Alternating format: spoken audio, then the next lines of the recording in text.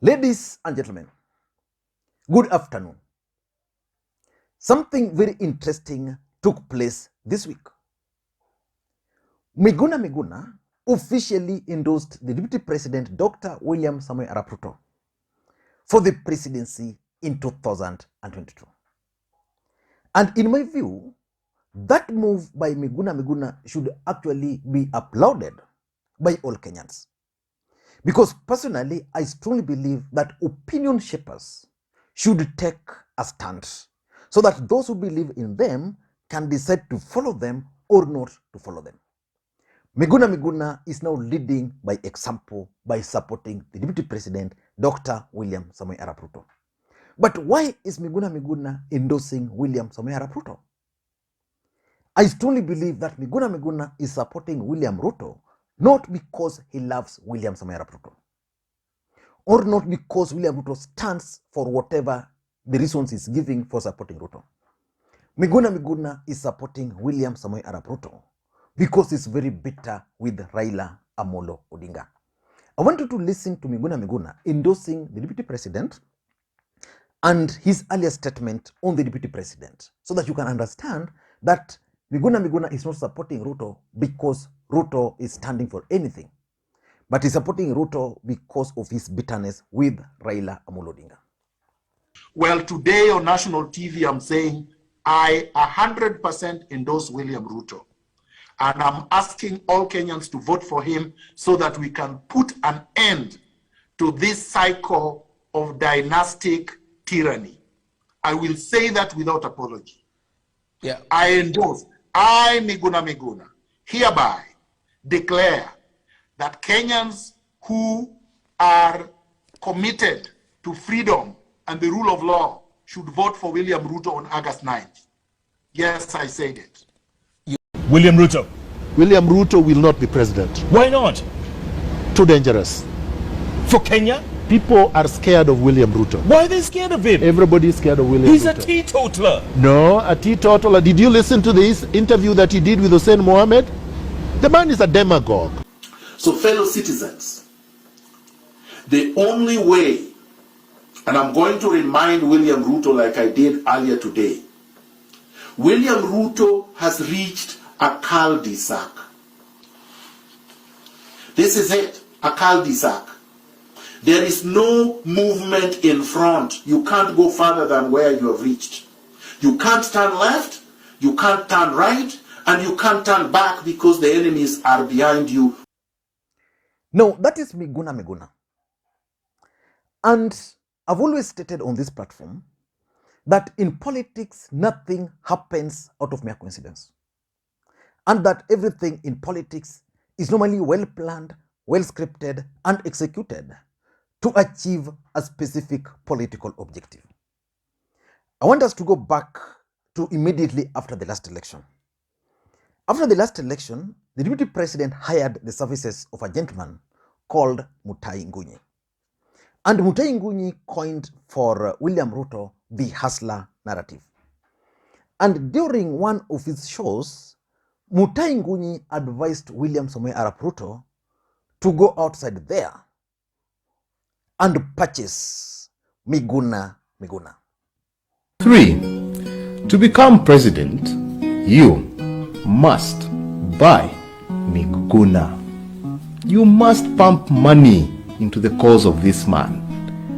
If you support him, he will neutralize Raila for you. And if you do not neutralize Raila, he will complicate your bid for the presidency. In sum, Miguna is a product of the hustler nation. You support him, you win. I believe in the hustler nation, and I believe in its power, and I'm actually a member of the hustler nation. If a chicken seller like William Ruto can become president, then the hustler nation is a secret to be discovered. Is there a chance that William Ruto listened very closely and attentively to Mutahi Ngunyi's advice at that time and went for Miguna? Because Miguna is also confirming that indeed in 2010, He worked for William Ruto's lawyer during ICC cases. That's also very significant. I was then supporting Rafael Tuju. I have made this very consistently. In 2010, when Ruto and Uhuru were in The Hague, Ruto's lawyer hired me, Karim Khan, the current prosecutor of the International Criminal Court, retained me as an expert witness. So just like I keep on saying here, that politics is a dirty game. But is the move by Miguna to support William Samoei Arap Ruto significant politically speaking? And will it have impact on Raila Odinga? That move is significant, but I don't think it will have any impact on Raila Odinga. Let us begin by asking ourselves, has Miguna ever supported Raila Amolo Odinga? I don't think so. And is there anything new which Miguna can say about Raila Odinga? I don't think so. Before 2013 election, Miguna published books about Raila Odinga. That did not stop Raila Odinga from running for the presidency. Miguna, again after that election, published more books on Raila Odinga. It never stopped Raila Odinga from winning the presidency because Miguna himself has confessed severally that Raila Odinga won in 2017. So the question is, which is very important, is Miguna out to destroy Raila Odinga? And has he ever supported Raila Odinga? Miguna never supported Raila Odinga in 2007. I mean, in 2007, he supported him, but from outside. In 2013, Miguna never supported Raila Odinga. He was outside there sponsoring books. And I remember I had a friend of mine who was working with him, and the guy used to tell me that those books were actually being sponsored by the DP. By that time, I was doubtful. William Ruto had not even been elected. In 2017, Miguna never supported Raila Odinga. I know most people normally confuse that in 2017, Miguna supported Raila Odinga. He never. Even in this video, he has confessed that he never supported Raila Odinga. He never voted for him. How did Miguna came to ODM and came to Raila Odinga? After the last election, the ODM party went to the Supreme Court and they fought a very big battle there. And the courts managed to nullify the elections of President Uhuru Kenyatta as the President of the Republic of Kenya. By that time, Miguna had started falling out with President Uhuru Kenyatta and William Samoei Arap Ruto.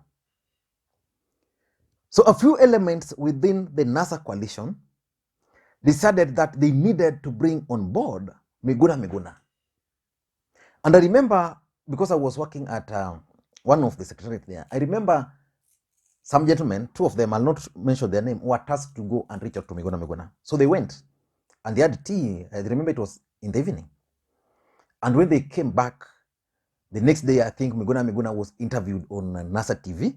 And that's how Miguna made a comeback to Raila Odinga's circles. And there were so many people, including Raila Odinga, who were not comfortable with Raila Odinga being brought on board. I remember there was in fact, there were a lot of resistance on the issue of Miguna. But as fate would have it, Miguna was brought on board. By the time Miguna was being brought on board, NASA had created what they were calling the People's Assembly. Now, this People's Assembly was these meetings across the country in which the ODM party was explaining, in which NASA was explaining to Kenyans their plans of seceding, boycott, and the rest.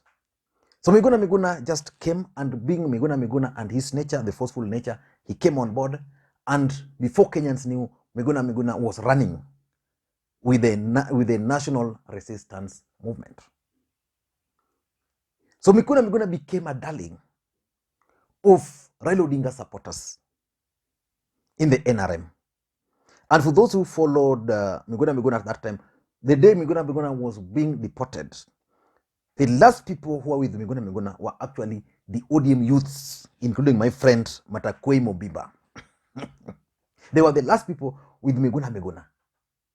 So Miguna was deported, he made a comeback, he was deported again, and then from nowhere, Miguna started attacking Raila Odinga. So for me, the endorsement of Miguna, the endorsement of William Ruto by Miguna, in my view, it might not be very important for me, but it is informed by the following. Number one, Luo Nyanza politics. Miguna believes very strongly that is smart, and indeed Miguna is smart, and therefore he believes that he's the right person who can lead Luo Nyanza. That's the honest truth. But can Miguna lead the Luo Nyanza? What happened to Miguna is that the moment he joined the NASA brigades and took control of the NRM, he saw an opportunity. Up to now, Miguna believes that Raila Odinga participated in his deportation because Raila Odinga feared that he was going to take over from him. So in Luo Nyanza politics is why Miguna is endorsing Ruto, because he believes that if Raila becomes the president, he might not have a space and he might be rendered irrelevant. So that's number one. Number two, why Miguna is supporting Ruto is because of the NRM movement, the National Resistance Movement. How was National Resistance Movement formed? National Resistance Movement was formed from what NASA was calling the People's Assembly. The People's Assembly was led by, I think, David Indi at that time. But when Miguna came, he took it over because of his nature. And you remember Miguna and David Indi, I don't think they're even seeing eye to eye, because Miguna, the way Miguna came and took over control of this. So Miguna believes very strongly that he had managed to create, which is wrong, a national resistance movement. And that's why if you listen to Miguna, he has never supported Raila Odinga, he has never supported ODM, Miguna has never supported NASA. But he was supporting this movement within NASA, which was called the NRM. And in one of the press conferences, he offered himself to be the general. And the ODM youth really loved Miguna. That's the honest truth. So Miguna believes that he was deported because he was leading this movement, and Raila Odinga feared that being the leader of this movement, he was going to get a sizable number of his supporters from NASA or ODM, and he was going to run away with them. That's what Miguna believes up to now, which in my view is strong, because these people have been with Raila. You know, Raila Odinga supporters are not Miguna supporters. If Miguna had supporters, those supporters would still be with him even up to now. Number three, Miguna was removed as an advisor of Raila Odinga during the Grand Coalition government. I think up to now, Miguna has never forgiven Raila Odinga for that. I remember the number of letters they exchanged with Edna, who was Raila Odinga's spokesperson at that time, several of them, and he's never come to terms that he was actually removed as an advisor to the Prime Minister of the Republic of Kenya. And number four, which is my last point, I think William Ruto heeded to the advice by Mutahi Ngunyi and paid Miguna or recruited Miguna into his side. I don't want to argue on that, but Miguna is actually under the payroll of William Samoei Arap Ruto, which is not bad, which is good, by the way, because if Raila Odinga can't pay him, let William Ruto pay him. I don't know what you think, but that's my take. Bye-bye.